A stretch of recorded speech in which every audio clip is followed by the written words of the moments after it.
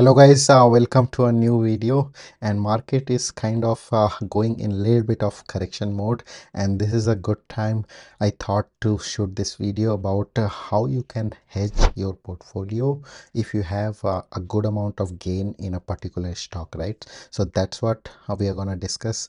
I'm going to tell you three strategies that you can use to retain your gains that you have, or you can avoid future losses, right? Whatever losses you will have a way to kind of make some of those losses, right, and protect your portfolio value. So that's what we are going to discuss. If you are interested, guys, stick around, and with that, let's start.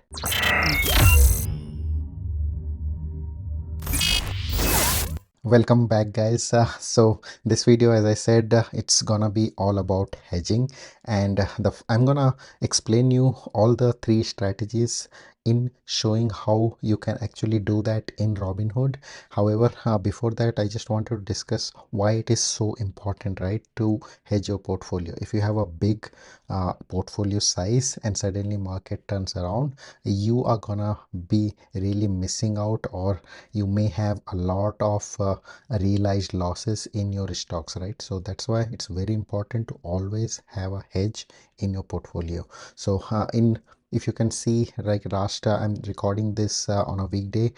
This week has not been little good because the market is kind of coming down a little bit, and with that you may see some of your gains erasing away, right? Whatever gain you had in the past, maybe for whole 6 months, some of those gains you may see that it's going down. How you can actually protect that, that's what I'm gonna tell you. Okay, so I'm in my Robinhood screen, right, and I'll start with the first strategy, right? So let's say you have a good amount of gain in Nvidia, right, and you wanna actually make most of the gain that you have, right? So this strategy is gonna help you, and that is covered call, right? And with this strategy, what you do is, let's say your purchase price was, let's say, 170, right, and right now it's hovering around 175, and you are okay to kind of sell Nvidia stock at 180, right? So you are fine with that. So that's the precondition for covered call. You should be okay to lose your stocks for some gain, right?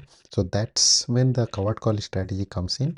It basically protects you from the downturn. Let's say tomorrow Nvidia goes down to 160, right? You are gonna still make money from the premium that you have collected by doing this strategy. So this is a very simple strategy that even a Warren Buffett uses to hedge their portfolio, right? A lot of hedge investors, they use this strategy to protect their portfolio. So the way you do it is in Robinhood. I'm just gonna tell you this in Robinhood, but a similar steps, everything is gonna be same for any other platform that you use, right? So for this, what you do is you're gonna just do this trade, right? Trade, and then you sell call.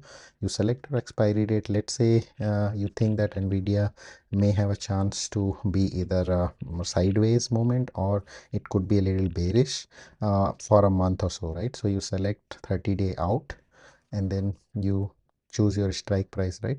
So strike price is whatever I explained, right? You should be comfortable losing your stock at 180. So keeping that example, right, if you bought that stock at 170, you already, if you have to lose stock at 180, you would be making that $1,000 capital gain, but you are also gonna make the premium, right? So the premium is this 700, right? So if you do this, you have to see here, right, it's a covered call, right? It's showing a short call because I don't own that stock. If I have owned that Nvidia stock, then it will say here covered call.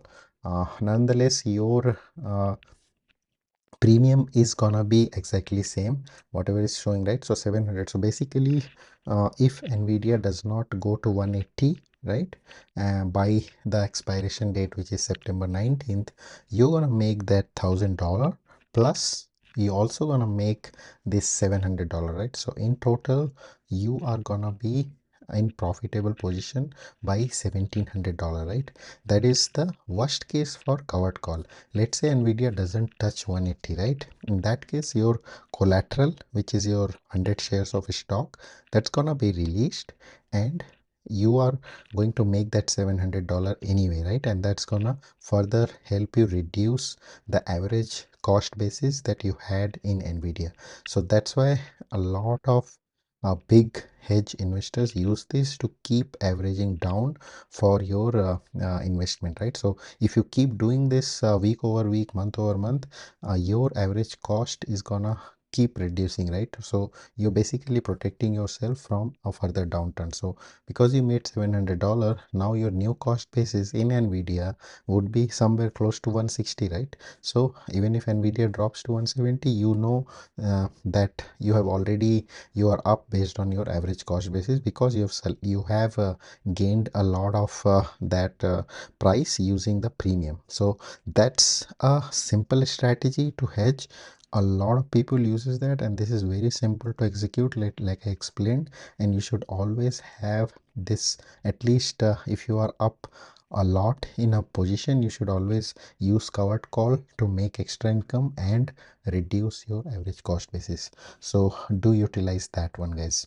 Okay, so that was the first one, and that is very simple to execute. As you saw, I would highly recommend that you always have some covered call position in your portfolio to maintain that gain that you had, right? Now moving on to the second one, and this one also a lot of hedge firms they use. However, this is can be little bit riskier than covered call. In covered call, you don't actually have any risk. It's just that your shares are gonna called away. However, the next one that I'm gonna tell you, it requires bit of it's kind of a premium that you pay to hedge your portfolio, right? So let's see that how this strategy actually is gonna help you protect your portfolio. So let me go back to my screen, and then okay, so I'm gonna take the same Nvidia example, right? So let's say you are up in Nvidia, you had your cost basis was 170, and you are up on that by $5, right? Now you want to protect that, right? So what you do is you gonna be basically buy a put, a long-term put, right? I would not suggest to go a short-term put, because the theta is gonna be really high on that. So what you do is, yeah, the put, right? As you, if you know the basics of the options, right? When you buy a put, you basically buy the right to sell that particular stock in that strike price, right? So let's say if I go to options, you buy a put, you have to select put here, and then you go, let's say right? You go January 2026, and then you buy, you know that you are already up in this position at 175, and you want to protect that, right? So you buy this put, right? So you buy this put, you have to pay this amount, which is 1645, but you are protected. Now once you buy this put, you have the right to sell Nvidia at 175, no matter the Nvidia's current stock price, right? So let's say tomorrow there's some news comes out and Nvidia really goes down, it maybe, let's say, goes down to 100, right? But since you bought this put, you have the right to actually sell Nvidia at 175, even though Nvidia is trading at $100, right? So that's the kind of protection that it provides. It's really good to manage the market downturns. The only downside with this is this premium is you are paying upfront, right? In covered call, you are actually getting paid, but here you are buying the put, so you have to pay this amount, which you can think of it as a premium that you pay to protect your portfolio.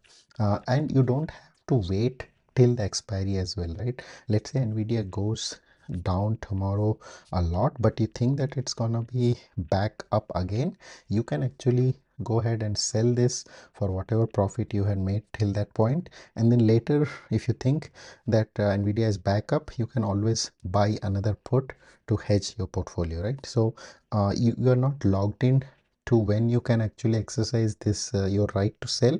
You can actually do that anytime before the expiry or on the expiry, right? So as it goes closer to the expiry, remember theta is in play. If you go and open this, right, there you will see a theta, right? So you are gonna be losing $5 per day based on this theta. It's 0.05. So every day that you are owning this contract, you're gonna be losing that $5, right? So that's the kind of protection this provides. It's a very good one. If you are up in a position, you want to lock in that profit, that's where this strategy comes in. So that's number two in my list. Now the last one, right, and this one is, I'm just gonna tell you because a lot of people have seen they use it. I personally don't use this one often because for a short term this is fine, but for long term I do not recommend it. But this is one of the hedging strategies that people use. So I'm just gonna explain you this. You can do your own research and see if it fits in your portfolio, your size, your trading style. You can always apply this. So I'm gonna explain you that again using the Robinhood platform, and the particular ticker that I'm gonna explain you. There are several similar to that, and you will know once I explain that in the platform. Okay, so I'm in my Robinhood platform, right? And this strategy is basically using the inverse, right? So let me give you the example, right? So SPY, if you know, right, the SPY basically tracks the S&P 500, and if S&P 500 goes up, the SPY will go along with that, right? So this strategy is gonna be making use of, so for every ETF, right, most of the ETFs you will have an inverse of that. So for a SPY, which is SPXU, right, so that's the inverse of that. So as you can see, right, SPY went down and this went up, right? So they have a complete inverse relationship with one another, right? If one goes down, the other goes up, right? So and the vice versa. So that's why people use them to hedge the portfolio, because if you have some amount of this, that will help you to offset your losses that you have. Let's say you own SPY, right, but it goes down, this is gonna go up and it will offset that one. Similar to this, the you can find, if you go down here, right, this is gonna list you all the other ones. So this is the SQQ, which is the opposite of the QQQ, right? So that tracks the Nasdaq 100. So if Nasdaq 100 goes down, this, if you own this, this is gonna help you protect some of those losses. Same thing, this VIX is, anyway, VIX is a little different. I'm going to cover that in some other video. I don't use, I would not call it as a complete hedging one. The other ones are like these, right? So this is the semiconductor one. So if the semiconductor market goes up, goes down, this is gonna go up, right? So similar to that, for every ETF that you have, which is a bullish ETF, you will find a inverse of that. So using that, you can hedge your portfolio. So that was this. Only one big downside with these, most of the short inverse ETFs, right, they are leveraged. So once you buy into it and the market keeps going up, they're gonna lose value over time, right? So over time, this could go to even zero, and then they are gonna do the reverse split. And you basically, if you have had put in let's say $1,000, over the time that's gonna lose its value. That's why it's not good to have this in your portfolio for a very long duration. You can use them as a short term technique to hedge your portfolio, definitely not a long term one that you should have in your portfolio.